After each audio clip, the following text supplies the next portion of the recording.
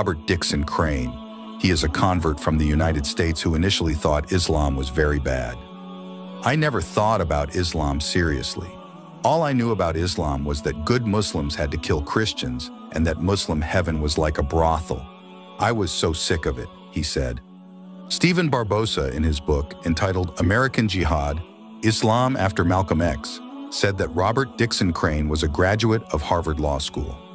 He served as foreign policy advisor to President Richard Nixon from 1963 to 1968, and for a very short time was deputy director of the National Security Council during the Nixon administration, as well as being President Reagan's ambassador to the United Arab Emirates, UAE. Subsequently, Crane led the legal section of the Muslim American Council.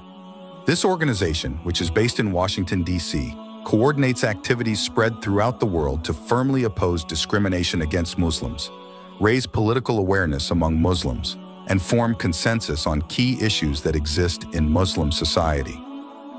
He developed a new strategy to embed Islamic thought in a systematic and professional manner into contemporary policy forms in Washington. The basic thinking is theological. Islam does not separate sacred and religious things from secular things. He and other Islamic traditionalists, says Stephen Barbosa, argue that Christians regard creation or the world as a sinful act and evil and depict faith as the only salvation. Likewise, Buddhism considers creation or the world to be evil, and salvation only comes through the renunciation of lust.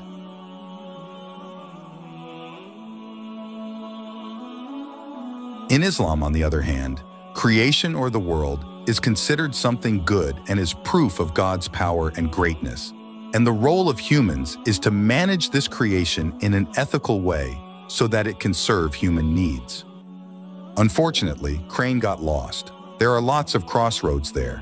When he started to lose hope and the weather started to heat up, he met one of the local men. The man then invited them to his house and gave them the best banquet. His friendly attitude surprised Crane because this was the first time he had met a good Muslim. They then chatted. But interestingly, the man never talked about Islam and mentioned Crane's religion. The discussion centered on issues surrounding politics, economics, social matters, and so on. This incident made a deep impression on Crane. He finally became interested in researching Islam. This is a very rare inspiration, because Crane is known as a figure who strongly opposes Islam. In one lecture, he even said, "I was fed up with this religion and I never thought about studying it. This religion is very primitive. I propose Nixon to Islam as an alliance against communism. Even if it is nauseous, it is useful against communism." But the Bahrain incident changed Crane's view. In 1980, he attended a conference in New Hampshire, USA, held by Muslim figures from all over the world. He was there not just to listen, but also wanted to learn about Islam from them. On the first day, Crane took part in the event. He was very happy because he had the opportunity to ask many questions. That day was Friday. All conference participants had gathered for Friday worship. Crane was disappointed because he thought he had missed an important opportunity. However, not wanting to hurt anyone's feelings, he decided to stay in his room until the end of the prayer. When Friday prayers began, the congregation's prostrate movements surprised him. The prayer was led by the leader of the Sudanese Islamic movement, renowned cleric Hassan Turabi.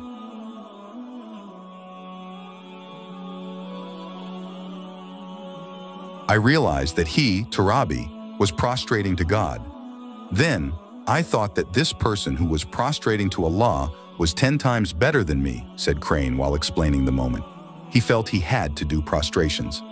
Then, he entered Islam at that time, after the first prostration on Friday afternoon. In fact, God led me to Islam at the age of 5 and then at the age of 21. But I didn't know until I met the Bahraini man who told me that there were other people who saw the things shown to me too, and that I was worshiping Allah. I have understood it at the age of 50, he said. Among Crane's past activities, there is one particularly noteworthy: standing with Muslims in the post-9/11 chaos. In both his publications and statements, he speaks out against Islamophobia. Crane wrote many books and scientific publications discussing life's journey. General topics such as religious pluralism, interreligious affairs, Islamic social sciences, human rights in Islam, difficulties faced by Muslims in America and the world, to specific issues such as the future of Saudi Arabia, the role of Muslims in American foreign policy, the spread of the Muslim Brotherhood in the post-Arab Spring region that occurred in 2013, 2014, Kosovo, and Chechnya. Islam Message concludes the presentation about Crane being included in the list of the 500 most influential Muslims in the world. This cannot be separated from Crane's journey to embrace Islam and his works in the form of writing and movement. Crane talks about his Cherokee family tree, its roots stretching back to 17th century England, as well as about mental strategy diplomacy, the corridors of power, and a banquet in Bahrain that changed his thinking about Islam. On my mother's side flows the blood of Europeans who came to America in 1608 aboard the second ship that went to Jamestown. The ship was full of prisoners. My mother's family were debtors who were released from prison on the condition that they work for 7 years in a colonial country. It's almost like a death sentence. I was born in Cambridge, Massachusetts. My father taught economics at Harvard for 10 years. My own father didn't make it past the 6th grade. In fact, he was a bum in the 80s and 90s of the last century. He left home after 6th grade and wandered for 12 years. He married my grandmother, who was from an Indian tribe. Grandmothers decided that their children should get a good education. His 2 sons earned doctoral degrees, and his 2 daughters earned bachelor's degrees. They were the first generation to emerge from the wanderings and dirty farms of South Central Indiana. My mother's family is very rich. My grandmother's father was one of the financial supporters of Northwestern University. My mother called my father a barbarian. They couldn't live together. 2 people who had completely different views on life. For one, the only problem is money, and for others, the only thing that matters is living a good life and being content with one's lot. I learned everything from the ground up. Then my family asked me to continue studying at Harvard Law School. They reckon that it is better than getting a baccalaureate degree. Then I studied at Harvard Law, but I changed my mind. They wanted me to study there to get an educational background that would enable me to control the company. But I went there to study justice issues. Nixon was interested in reading about various religions, and he wanted to know about Islam. At that time, I had read a little about Islam because I thought Islam would be the strongest and most durable ally of the United States against communism. Because both of us, Nixon and I, saw communism as a world threat. At that time, from 1963 to 1966, I urged Nixon to return to office. I also advised Gerald Ford on various magazines, and I also advised major Republican leaders. After the election in 1966, 10 new congressmen were elected. A feeling of confidence in the Republican Party emerged.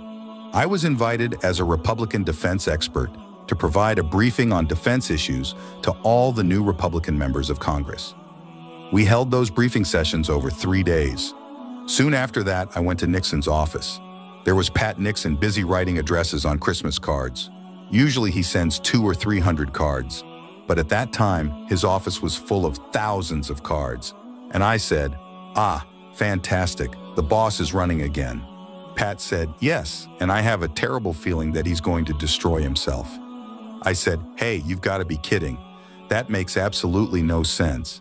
He said, "I know, but he will destroy himself."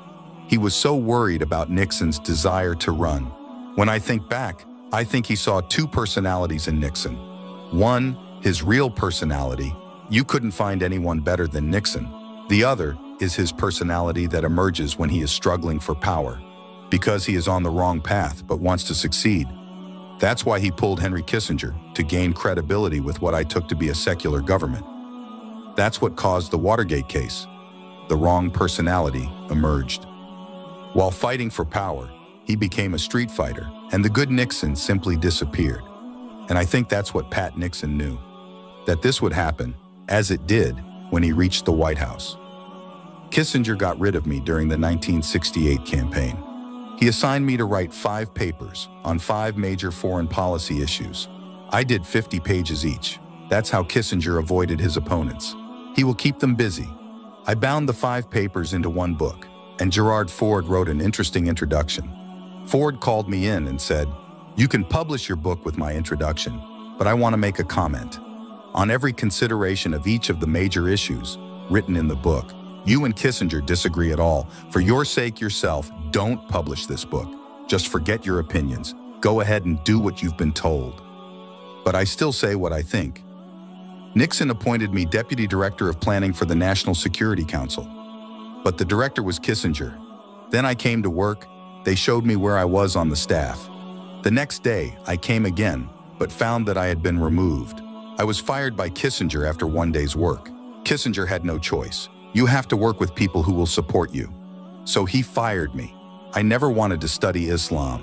This religion is very primitive, and I advised Nixon to use Islam as an ally against the communists. I think Islam is a disgusting religion, but at the very least, it can be used to fight communism. But then in the summer of 1977, I was in Bahrain. The temperature was well above 100 degrees.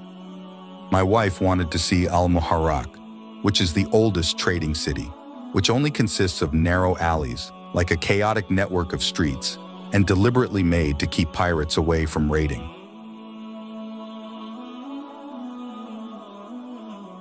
We wanted to see the palaces of trading princes in the middle of the city of Al-Muharraq.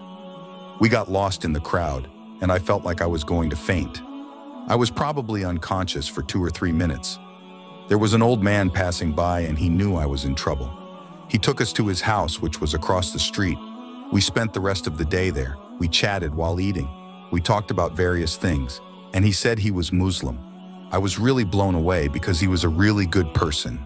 We never talked about Islam. We talk about what is good in the world, about what is bad in the world, and about what is important in the world. Also about God's role in the world, but not about the Islamic religion. I thought, this is really strange. This guy talks about everything I believe, but he said he was a Muslim. There must be something wrong. I concluded that I should start studying Islam. It was obvious that I had been brainwashed.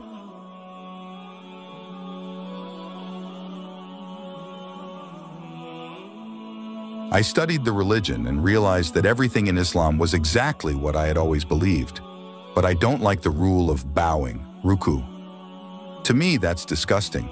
You only bow to a king or someone honorable, and I will not bow to anyone else. I attended a conference on Islamic movements in 1980 in New Hampshire. All the great thinkers from the world Islamic movement were present there.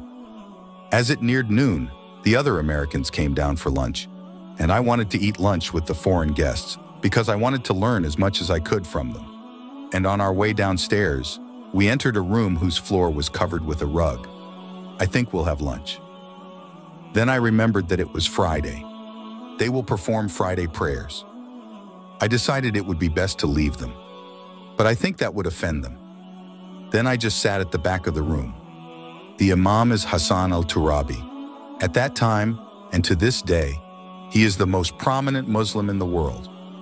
When he prostrated, my mind was blown. He prostrated himself to Allah. I haven't really experienced it yet. All I saw was bowing, worshiping, but then I realized that he was bowing to Allah, and if he could bow to Allah, then that meant he was 10 times better than me. I decided that I too should prostrate at that moment. Well, that's how I became a Muslim. I got an example from him. I was elected president for the Muslim American Bar Association. This association is very necessary. I would like to change it to the American Bar Association to highlight key issues from an Islamic perspective. The ABA does everything that Muslims should do, but Muslims do not participate in it.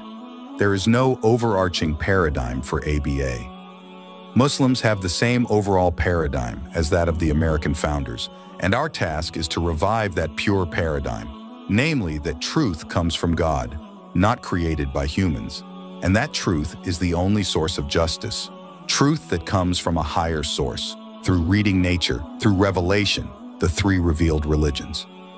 Because truth originates from this source, justice is an expression of this truth, and justice is described by Islamic scholars in the form of human rights, or human responsibility.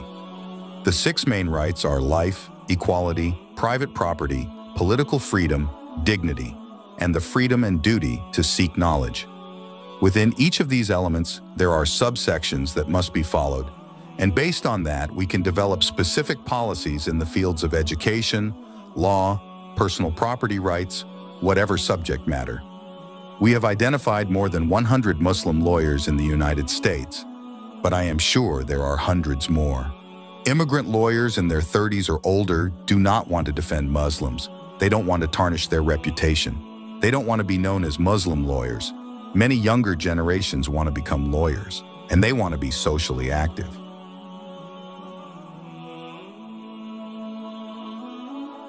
It is clear that there is a lot of prejudice in our justice system against Muslims. For example, in Alaska, a priest was beaten black and blue by security guards at the Anchorage airport. They left his hands disabled for life, his ribs broken. He got a defense attorney and finally won his case after 4 years. They convicted the police of wrongly arresting him and proved the priest's innocence, but his defense was so poor that the jury refused to award him compensation for his medical expenses. If he had a good lawyer to compromise with, he could have won the case in 6 months instead of 4 years, and he probably would have gotten $1 million. And he said he would give the money to a legal defense fund. He was a typical example where Muslims are simply losers in the American legal system.